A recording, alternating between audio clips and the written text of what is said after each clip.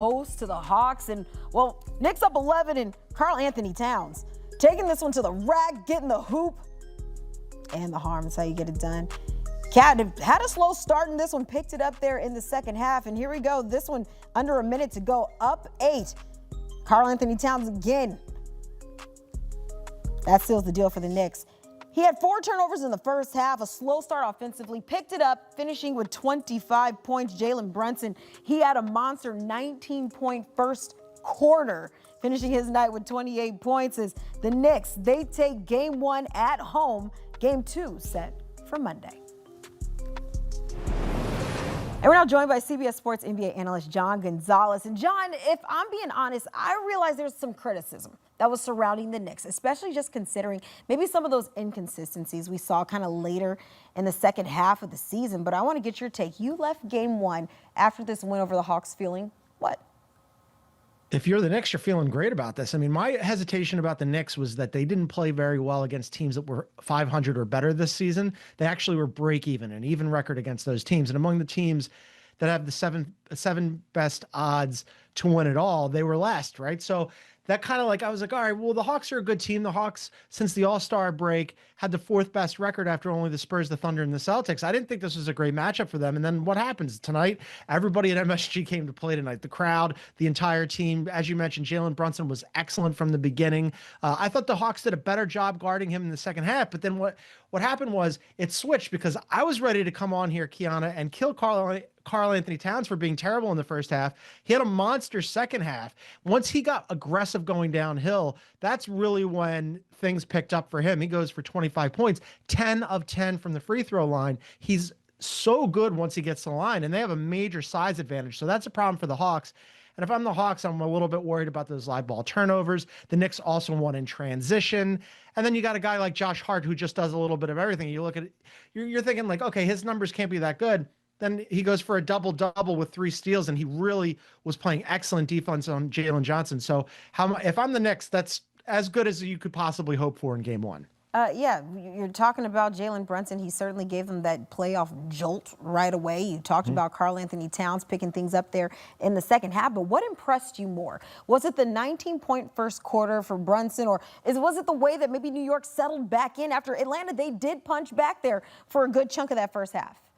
Yeah, I mean, I'm sort of never surprised when Jalen Brunson gets hot and gets going, and he certainly was in the first half. Again, the Hawks did a better job in the second half. What impressed me most, and Stan Van Gundy called this out on the broadcast, and I thought he was absolutely right, was the Knicks defense, because they really limited the Hawks. And all of a sudden in that second half, even though the Hawks went on a run in the fourth quarter, I'm thinking to myself, where's the offense coming from here, right? Because Jalen Johnson has been excellent this season. Nickeil Alexander-Walker did not have a great shooting night. I expect that to improve for him.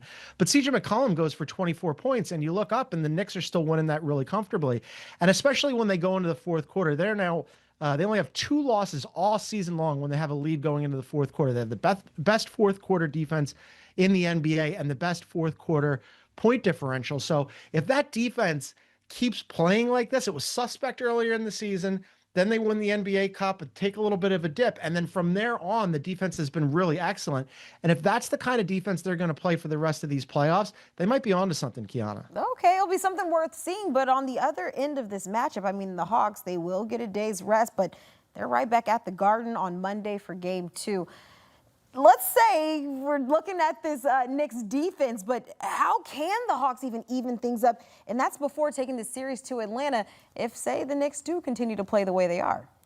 Yeah, so there's a couple of things here that they need to address. And I thought that the Knicks would come out gangbusters in game 1 with the energy in Madison Square Garden and the crowd and the fans bing-bonging all over the place, right? So I thought it would be difficult for them.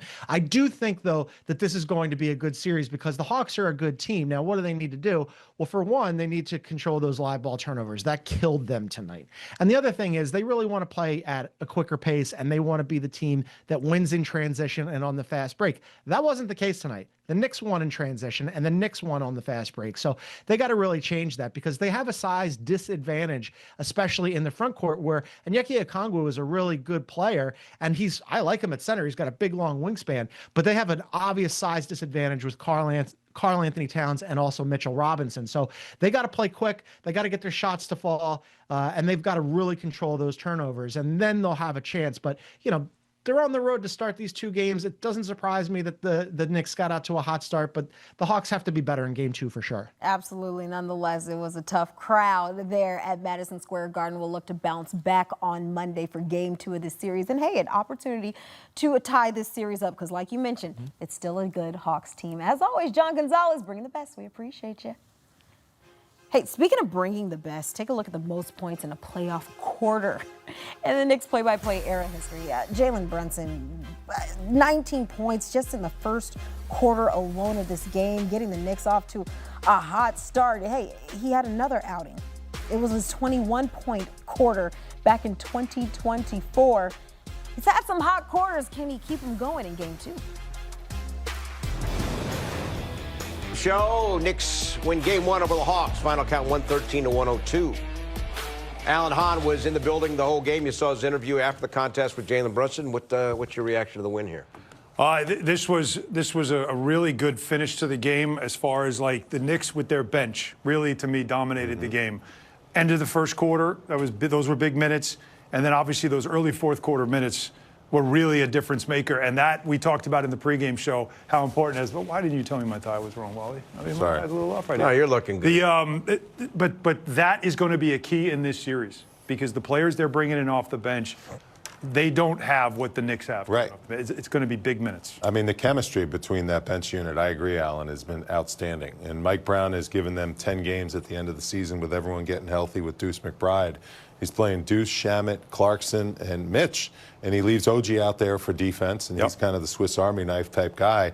But those guys have really developed chemistry in a unit that's going to be able to be trusted. And it was a good performance because I think that's another place where the Knicks, when you look at this matchup, they probably have the edge over this Hawks team off the bench, no question. Yeah, they should. And if you compare it to last year and how the roster was utilized, you're just getting consistent playing time for this group. Right. And they've had consistent playing time throughout the season. Yeah. So they get the minutes tonight, and they're used to getting the minutes. With all the things that people ask about what's different about the team, that's probably the biggest difference of all. Is production, maybe not nearly as much, of course, throughout the course of the season.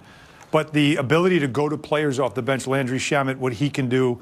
Jordan Clarkson, I mean, I thought he had a really strong 8 game. 8 points, we talked about it. Yeah, and obviously Deuce knocking down those 2 threes. Huge. They were big for him. Yes. Right? Like big in the moment, but big for him to hit those 2 threes. And, of course, Mitchell Robinson, we know the impact that he has. But, and I know, it's been talked about. The rebounding aspect in this game is big.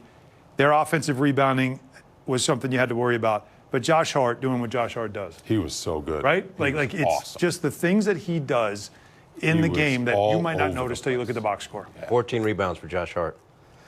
Not bad. Loose balls, too, Yeah. like you name it. Yeah. He just And you knew they were going to be every loose ball. long rebounds. Yeah. All right, guys. Monica McNutt joins us from across the street. She helped call the game on the radio and will throughout the postseason on ESPN New York. Monica, what do you think? Well, one, I wanted to jump into the conversation. I was about to catch your attitude because I was like, y'all talking about all the good stuff. Look who's here. About to walk through my shot. All right, well, that was Baby Jordan and Rick Brunson. What can you do about that? I thought she was going to stop and say hello. He's ugly. She's cute. It's fine. Anyway, this tonight's game. Right behind you. Hi. There's Grandpa. Hi, cutie pie. Oh, that's sweet. All right, fair enough. Understood. I feel the same way, Monica, when I talk to you. Wow. You know what?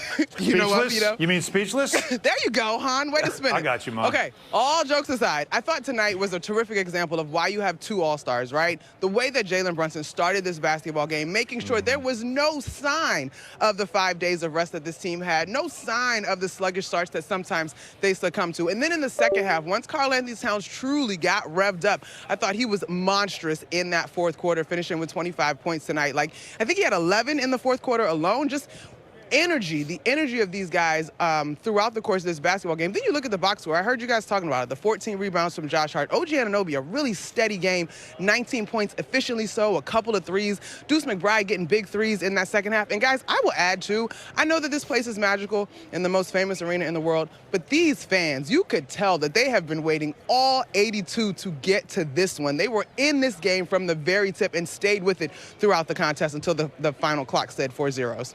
Monica, you mentioned OG Anunoby. It's not only that he scored 19, but he was so efficient. Yeah. 6 of 9 shooting, and don't forget he also grabbed 8 rebounds. Yeah, I mean, he was all over the place, right? And I think, too, in this matchup, and we talked about it a little bit in the pregame, guys, the physicality that's going to be required in terms of guarding Jalen Johnson or Dyson Daniels or even Nickeil Alexander-Walker. Tyler and I said on our radio broadcast at one point in the second half that this was a little reminiscent of last year with Detroit, because when they went to the hack-a-Mitch strategy, you wondered if they were just going to try to make this thing physical and uncomfortable for the Knicks and see if they could find an advantage there. And ultimately, it was the Knicks' maturity that was able to weather that storm and come out of here with a Game 1 victory. Yeah, OG was great, and you don't even notice he had 19 points. And I think he really benefited, and he was the guy that had some of those fast break points, 22 you mentioned, by the Knicks. But his defense is just so understated and underrated. I mean, Jalen Johnson, it looked like he had a pretty good game, but then you look down at the box score, and he only shot 8 for 19. And that's because OG doesn't give you anything easy. Also, Nickeil Alexander-Walker hit a couple late threes, but he was 6 for 17. That's what Bridges and Anunoby bring. It's an off night for a lot of wings when you play against those two guys defensively. They were outstanding out there against two of the big-time scorers for the Atlanta Hawks. All right, so at halftime, I talked to Monica about Karl-Anthony Towns in the first half that he was having, the struggles he was having, the 4 turnovers, the missed shots, and Monica was insistent. She said he's a little rusty. He's just got to get back into rhythm. And Monica, that's literally what happened. Once he got into rhythm in that second half, there was just something different about him. What was the biggest thing? I'll tell you this. Iman Shumpert, I talked to him courtside, and he said to me he loved the first half because he was involved. Towns was involved. Yeah. He was passing the basketball around. If there was one part of his game that you loved the most, what was it? I think in the second half, I thought he played a more balanced, literally more balanced performance. Going up off of 2 feet, leaning toward the rim as opposed to falling away, anticipating, expecting, even wanting the contact to get to the free throw line, where he was also flawless tonight. I believe 10 of 10. I don't have a box score in front of me. Yes. But I thought in the second half, you could see him, all right, let me settle down. I'm back to maybe not getting the whistle that I would want in terms of smaller guys trying to be physical with me, but I can get to the rim. Like in the first half, he was at the rim, and I think those were the bunnies that you were complaining about a little bit, and rightfully so, Han, at halftime, some of those easy opportunities that he didn't finish. In the second half, he left no doubt and did a great job of finishing. Okay, Monica, great stuff as always. We'll talk to you on Monday night. Sounds game good, guys. Number 2. So Jalen Brunson, 19 of his 28 in the first quarter, and there's his little girl. Allen and Wally, guys. See, this is why you watch the pregame show, because we show you things that then you'll be able to see in the game. And you'll have your eye on it saying, I saw that in the pregame show, which includes pick and roll, Jalen Brunson, Karl-Anthony Towns, and the ability not just for those two to score off it, but ball movement that leads to open shots, Wally. Yeah, and this is an example of what you were talking about. Towns very involved in the offense. Here starting up high screen and roll. Good job of Towns. Double team, freeze it there. Good pass. Double was here. Towns gets it. He could take that shot if he wants. And here, Hart cuts, so he gets the ball. And once Hart cuts in the paint, that's going to suck in the defense. Wide open shot. Look at Towns' unselfishness. Hart doing a good job making himself useful. Occupies Okongwu as a defender. Kick out for a wide open 3. You can't diagram better offense than that. I mean, that is just manipulation of the pick and roll perfectly. And the double teams, when they're trying to get the ball out of Jalen Brunson's hands, the Knicks have a lot of capable guys that can make plays on the weak side like that. So if Atlanta continues to double Jalen Brunson, they're going to be in trouble giving up wide open shots. Yeah, again, it's the gravity those two guys bring that leads to open shots for their teammates. Okay, Knick defense in this game was good, very good. In fact, late in the game, they had them at 98 points.